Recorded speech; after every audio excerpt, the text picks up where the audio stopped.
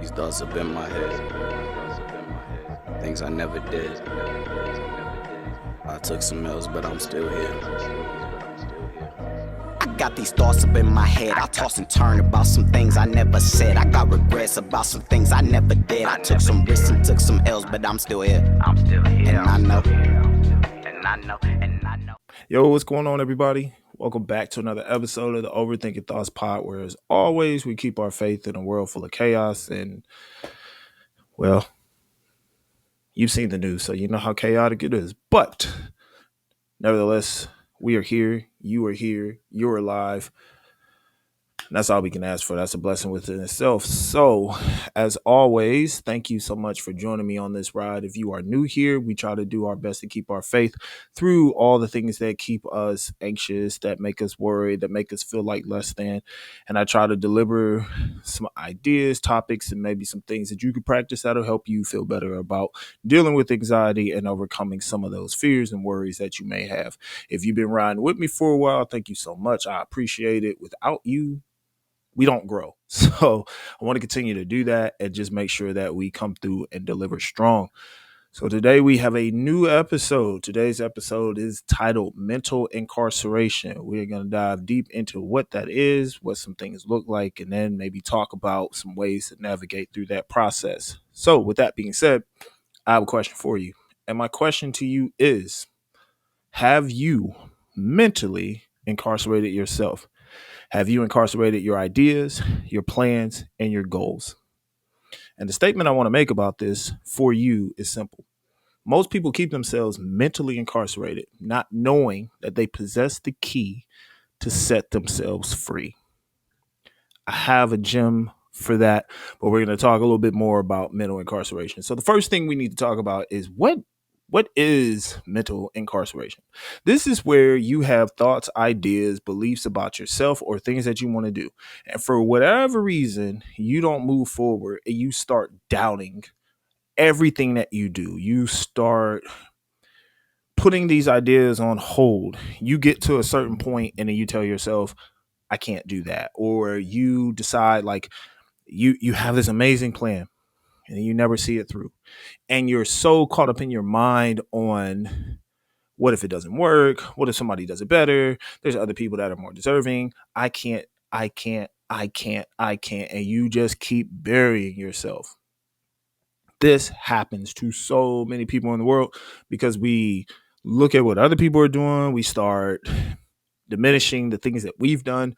And it puts us in this position where we're the ones that are holding the bars in front of us, not realizing that we could easily set ourselves free. But it's a process. I know that it's a thing that some people don't even know that they're in. And today we're going to talk about it. So I was looking this up a little bit more. I was trying to figure out like what some of the literature that's out there. There's a lot of things that are out there that talk about this topic. I came across two. One was an article and the other one was a blog that I'm going to link in the description. So if you get a chance, feel free to kind of browse through those and look at them because they do have a lot of valuable insight. The first article was from Greg Vanarek. I don't know if I'm saying his last name right, but you'll see it. The article is called The Mental Prisons We Build for Ourselves. And then the blog that I found was by Anthony Garone called What's a Mental Prison? And that talks a little bit more about how we kind of, how we put ourselves in this prison without even knowing that we're doing it and how that leads to like self-sabotage and things of that nature. So there's a lot of us that are incarcerated in our own mind because we're afraid of failure. We're afraid of moving forward. We're afraid of everything that comes our way. We have yet to put the confidence within ourselves to just say, I'm going to go for it. We're so comfortable with failure based on things that we may have seen in our lives that we just decide that that's what's best for us, and then we just don't move forward with it. But the reality is that there's so much more out there for you to gain, and there's so much more for you to accomplish. And that one distraction or one defeat doesn't mean that the whole thing is lost. It's like you look at championship teams, like go back in the day, the Bulls were 72-10. But the reality is that they had 10 losses that they had to work through. Because even in that regular season, they still had to look at all that and then go through a postseason in order to become champions. So they didn't let the losses affect who they were as a team because they knew their identity. And I think some of us have to figure out what our identity is. And that's a different conversation for a different day, which I'll definitely dive into. But let's talk about some of these keys to mental incarceration. So building blocks, right? These building blocks that we kind of put in front of us that basically stunt our growth and halt our progress. One of the things that I got from the article from Greg Vaynerchuk, I'm going to keep saying this thing. But one of the things out of the article, it says that we depend on circumstances for our happiness. So like, if and when this happens, then we'll be happy. It's like when I lose X amount of pounds, or when I gain this amount of followers, or when I get this amount of money, then I'll be happy. And I was thinking about this from my podcasting standpoint.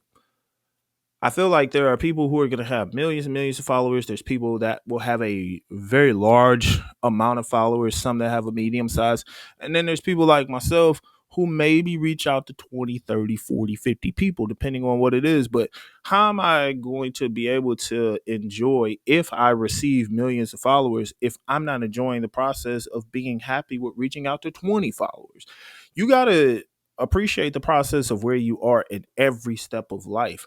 You're not just going to instantly wake up one day and be at the end result. That's what the journey's for. The journey is going to help mold you. The journey is going to help define who you are as a person. It's going to give you the tools necessary that when you do start to feel doubt, when you do start to feel like you're in this prison, you know how to set yourself free.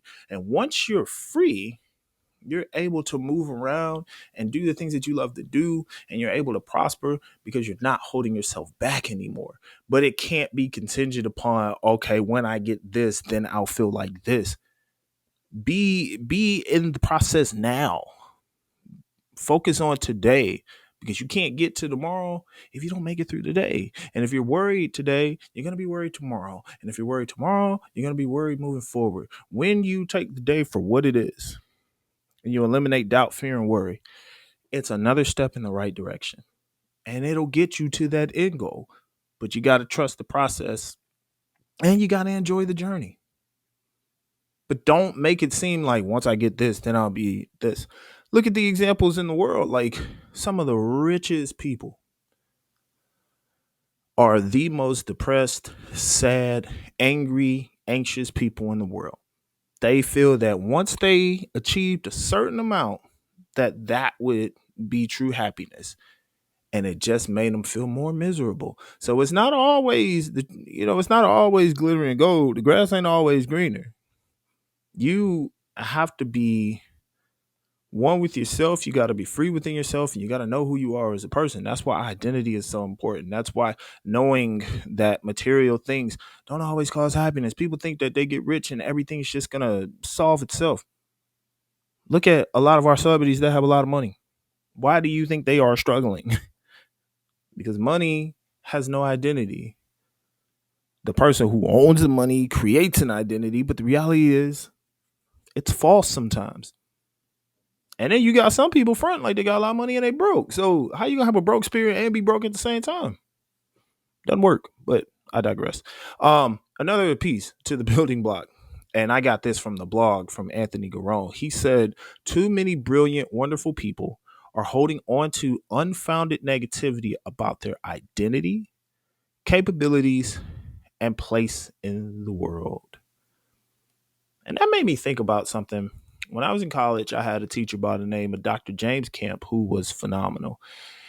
And he gave us 3 key points: the ultimate meaning of life, your place in the world, and your social responsibility, right? So you have to define what your ultimate meaning of life is, where your place in the world is, and then what your social responsibility is. And I always struggle with that because I felt like it was something I had to create. But the reality is, it's like you'll figure out what those things are. Ultimate meaning of life. Like, let's just remember who sacrificed their life in order for us to have life. Your place in the world is where God calls you. Where is God calling you to go? What is God calling you to do? When you figure out what God is calling you to do, then it is your social responsibility to carry it out. One of the key things: share the gospel, spread God's word, spread God's love. And then there's also the other things that God has you do, the other talents and skills and wonders that allow you to go out and be an amazing person in the world. Like coaching was something that I did, being a mentor, trying to encourage people daily. I know that that's what I'm supposed to do. God's put it on my heart to do that. That's my goal. What is yours? You have to, that's when you got to go talk to God, go find your secret place and be like, Lord, what am I supposed to do? And if you ask and you take the time to listen, he will tell you, but you got to listen. The other thing too about the quote, going back to holding on to this negativity about identity, capabilities, and place in the world, is that a lot of that negativity comes from comparison.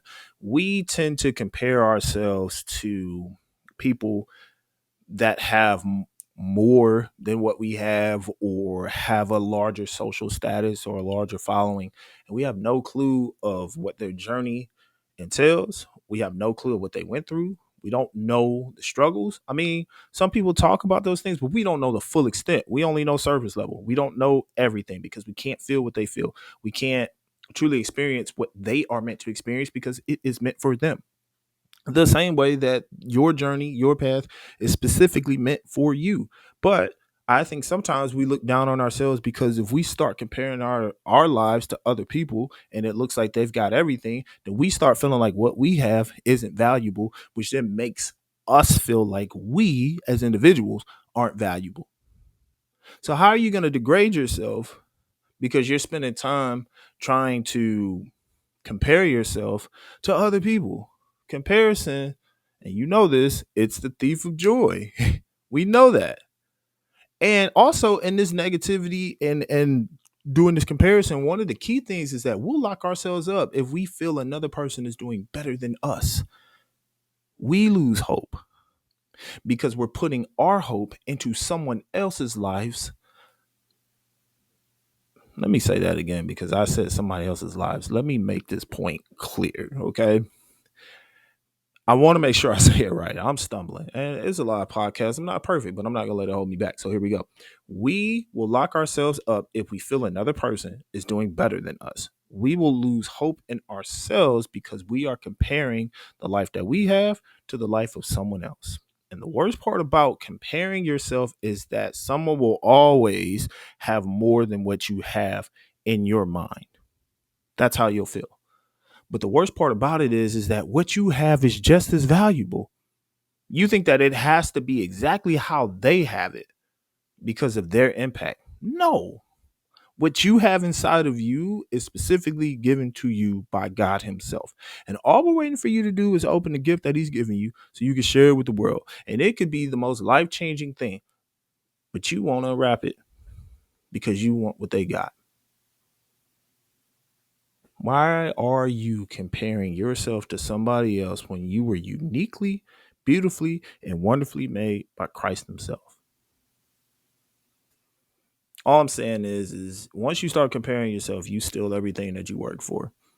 But you let the enemy steal what it's worth for, because that's what the devil wants to do: steal, kill, destroy. And he wants you to feel like you can't do anything. He wants you to feel like you can't make it. He wants you to feel like you're not good, when God is sitting here telling you that you're good, when God is sitting here telling you that you are beautifully and wonderfully made, that God is giving you everything that you need. He has plans for you. He wants you to come to him. He wants you to be successful. And yet you will think that that's not good enough. And then you'll lock yourself in this mental prison and you won't let yourself free because you're going to start thinking you're not good enough. You're not strong enough and you just don't deserve it. Whole time God's looking at you like, when are you going to realize that I have you in the best position to be successful? All you got to do is turn to me and say, Lord, I trust you. That's it. Stop worrying about other people. And if you don't believe me, It's in the word. I literally went to, it's like the Faith app, which I think is what it's called. I saw it on TikTok, which was dope. And what ended up happening is it's like it's kind of AI generated. You could go in and just ask questions like, give me a verse about anxiety, or what does the Bible mean when it says this? So I specifically went in and said, what's a verse about comparison? And what popped up was Galatians 6:4-5. And it states, each one should test their own actions. Then they can take pride in themselves alone without comparing themselves to someone else, for each one should carry their own load. I don't want you to get confused on this and think like you have to be selfish. That's not the key point. But what is important is saying, while you are doing the work that God has blessed you with, stop comparing yourself to other people. Stop trying to figure out what everybody else is doing, because you're going to halt progress on what you've been called to do. And the other piece to this is it kind of went on to explain more, where it says that it's a reminder that you should focus on your own spiritual growth and relationship with God rather than measure yourself against other people. And so it's like when you're looking at preachers and you're like idolizing the preacher instead of looking at the word and allowing God to work through you. It's like when you're looking at people who are on TikTok and they're talking about their stories, and you start idolizing and following what they do word for word, bar for bar, and you're putting your hopes, your dreams, your vision, and what God has intended you to do on pause because you think you have to follow them. When your faith is in God, then you will move forward in the way that God has called you to go. If your faith is in man, you will fail. And I know that sounds drastic, but it's true. God's promise is so much better. And let's just think about man-made promises. Look at the world today and ask yourself, is it exactly where I want to be? Or is there something better? The examples are around you. So there's that. But comparing yourself is going to steal everything or strip you from everything. Actually, let me run that back. Comparison is going to strip you of everything that God has called you to do, because you will tell God that what you have for me is not good enough, and what everybody else have, I want. And so I'm going to neglect everything that you said you have for me, and I'm going to go over here and try to be just like them. And then you're going to wonder why you fall short, why you feel anxious, and why you feel depressed, because you're running a race that you were never supposed to be in. You're putting on shoes that you were never supposed to wear. You're walking a path that was never designed for you, and you decided to stray away from what was yours rather than embrace what God had for you. So you have to ask yourself, why am I comparing myself to somebody else? Is it because I don't think I'm good enough?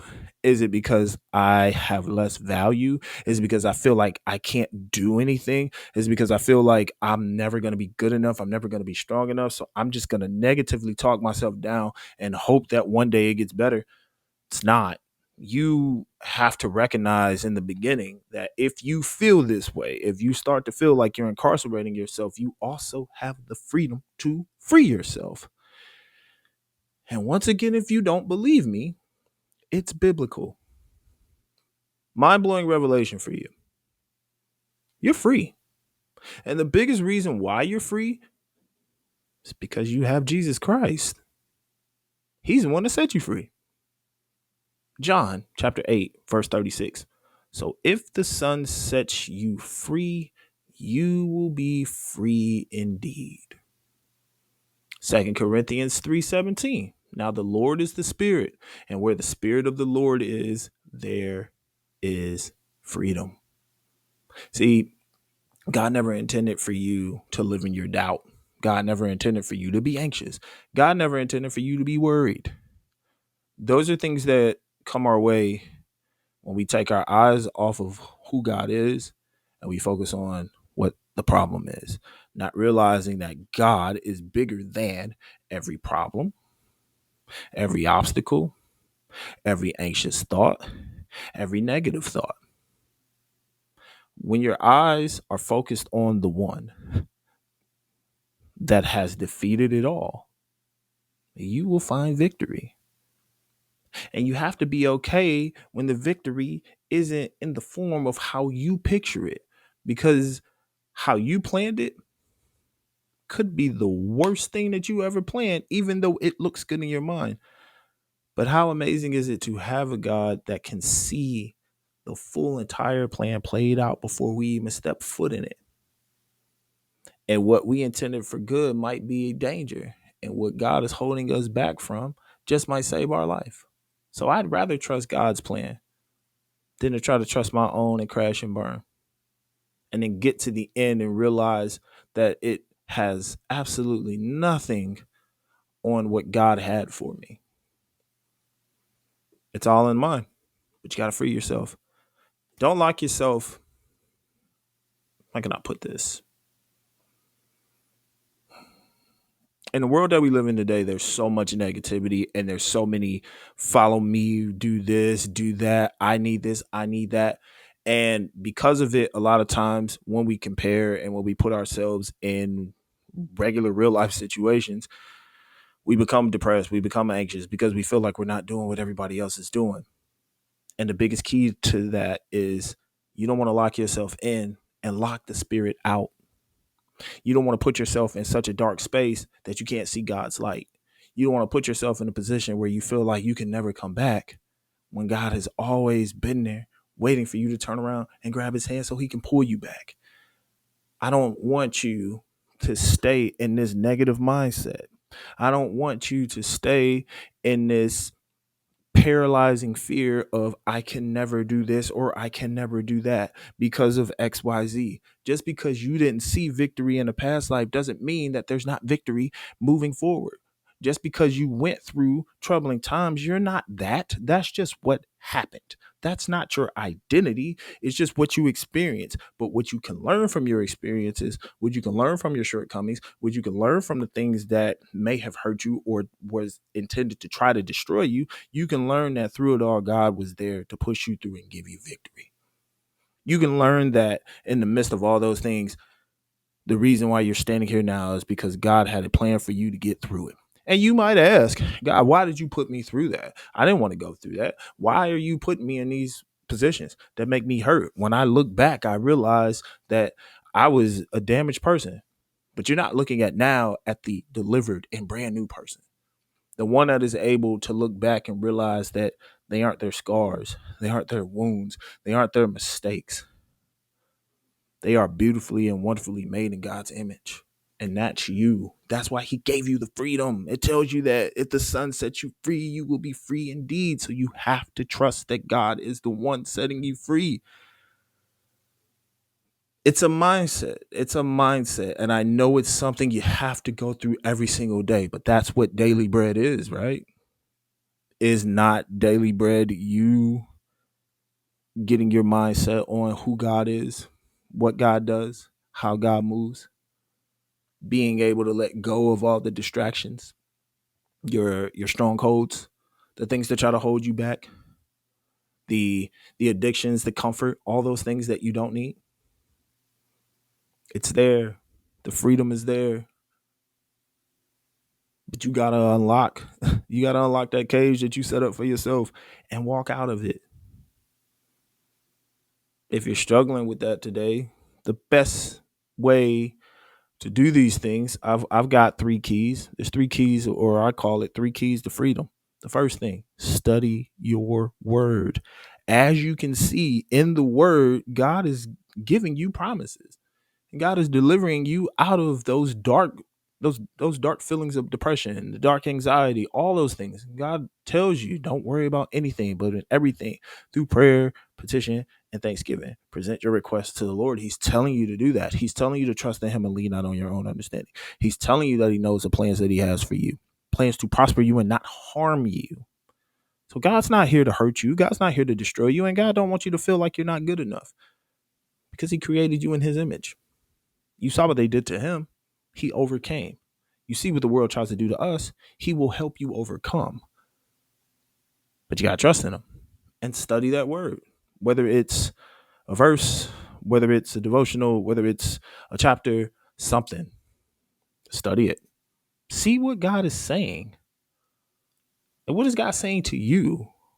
In his word, what are those words saying? Don't take it out of context, but apply what he's saying to your life. So that way you can have a better life. Key number 2, walk in freedom daily. It clearly tells you now the Lord is the Spirit, and where the Spirit of the Lord is, there is freedom. So you're able to walk in freedom because you have the Spirit of the Lord within you. You have God with you. God is at the center. Then he's everything that you need. And if you have him, then you don't have to go back to the things that tried to tear you down or the things that keep you in prison. You can move forward and trust God in every situation that you go through because he wants to walk with you. He wants to guide your path. He wants to show you where you can go. And yeah, I know there's going to be some things that you look back at and you're not going to be able to change them, but you can become better from them. You can learn from your mistakes. You can learn from your failure. You can learn from bad decisions. You can be a better person. If people judge you off of what you did in the past, but you are trying to get better, you got to respect the rehab because people are trying to get better. People are healing traumas. People are breaking generational curses. Respect that people maybe made some terrible decisions back then, but if you see them trying to get better, don't you condemn them because God isn't. You think you better than him? I'll let you answer that. My third key, pray against what holds you back. Philip Anthony Mitchell talked about this, about how he would talk to God and say, I want to hate what you hate. So like, if you hate the sin, I want to feel the same way. And then when we start like seeing things, we're feeling a different way. Instead of embracing it and inviting it into our lives, we're stopping it. We're praying for it. We're shedding tears over it. We're realizing that there are hurt people out there and we want to pray that they are delivered. So pray against what holds you back. If it's addiction, pray against it. If it's your own mind, if it's your anxiety, if it's worry, if it's past regrets, past mistakes, whatever the situation may be, pray against it. Talk to God and say, I need you to help me overcome this. And realize that when you say that, you're not fighting these battles anymore by yourself. You have God with you. So if you need to flee from it, you flee from it. But you hold God's hand while you're fleeing so you know which way you're running. Trust him. Seriously, start praying against the things that hold you back. If it's yourself, all right, Lord, help me to move out of my way so I can overcome these things and be the person you've called me to be. Pray against it. And do it daily. And then trust. And you'll start to see that changes will be made. Situations will change. Scenarios may be different. But God remains the same. And you will be just fine. Because you know who you walk with. So study your word. Walk in freedom. Pray against what holds you back. You do not have to be a prisoner in your own mind anymore. You can take your freedom back today because God has set you free. You can walk in freedom because God is here. You do not have to feel anxious about anything. You don't have to worry. And when those thoughts start to creep up, instead of turning to it and making it powerful, turn to God so God can diminish it. When we put our focus and our faith in him, then the problems that we face can't compare to the joy and the grace that God is presenting. So we have to trust. We have to move forward because that's what we're called to do. And God's got you here for a reason. God has a purpose for your life. Simply put, God loves you. So do you think he wants to set you up for failure? I don't believe that. And I pray that you don't believe that. What I do pray for is that starting today, you free yourself and realize that God has been there the whole time. And no matter what happens moving forward, you keep God with you. Like Outspoken Hero says on TikTok and on Twitch, every little thing in the end, it's going to be okay. That's my prayer for you. And I really hope that you navigate this week knowing that God is with you and God loves you. You hold that key. So unlock yourself, set yourself free from that mental prison, and live life. It's a beautiful world out there, contrary to what you're seeing, because when you put God in it, it gets better. When you take God out of it, well, y'all see what's up. So we definitely need to pray for this world, pray for the people around you, pray for yourself. And I'll be praying for you. I think that's all I got for yourself. All right. As always, thank you so much for joining us on the Overthinking Thoughts podcast. Truly grateful for all of you. So, where can you find me? You can find me on Instagram at Overthinking Thoughts Pod. You can find me at TikTok on Overthinking Thoughts Pod. You can also hear us stream on Spotify. My videos are on YouTube, and you can also catch me streaming on Apple Podcasts as well. So feel free to join in wherever. And I would love for you to subscribe to the YouTube page. Like I need some subscribers. Not because I'm trying to like be this, crazy famous YouTuber or anything like that. I just want to be able to get the word out. And if it helps a person in life, that's pretty much all I'm asking for. So thank you, thank you, thank you. Go and have an amazing week. Trust God. Pray to God. Keep him first. And remember, here at the Overthinking Thoughts Pod, I believe in you. I go believe in yourself. I know that God believes in you too, because he loves you. All right. See, Overthinking Thoughts Pod. I'm Ed. We out.